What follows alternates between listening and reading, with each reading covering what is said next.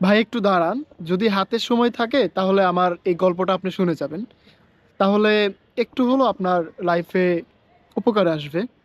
তো আমরা যেহেতু মানুষ, আমাদের লাইফে কষ্ট, দুঃখ এগুলো আসবেই, এটা স্বাভাবিক ব্যাপার। কারণ দুঃখ থাকবে মানুষের লাইফে, কষ্ট থাকবে, সুখ থাকবে, এরকম করে কিন্তু একটা মানুষের জীবন।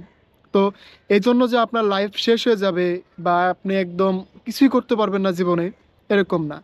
একটা জিনিস মনে রাখবেন, আস্তে আস্তে সবগুলো কাজ করবেন, মানে ধীরে সুস্থে কাজ করবেন, বুঝে বুঝে জেনে জেনে কাজ করবেন। কখনো তাড়াহুড়া করতে যাবেন না। মনে করেন যখনই আপনি তাড়াহুড়া করতে যাবেন, তখনই আপনি ফেল হবেন। কিভাবে?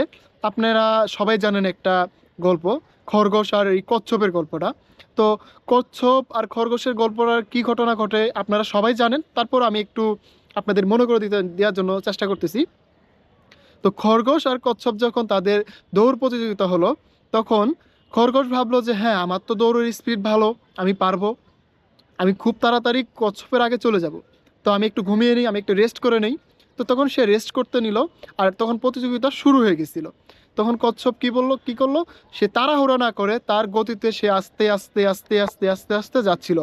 তো একটা সময় দেখা গেল যে কচ্ছপ তার যে বিজয় বা তার যে একটা সীমানা দেওয়া ছিল যে এখানে গেলে সে জয়ী হবে, তার সে সীমানাটা পার হয়ে গেল। আর তখন হঠাৎ করে কচ্ছপের ঘুম ভেঙে গেল যে হ্যাঁ, আমি তো দৌড় প্রতিযোগিতা দিয়েছি, আমার তো এখন দৌড় দিতে হবে।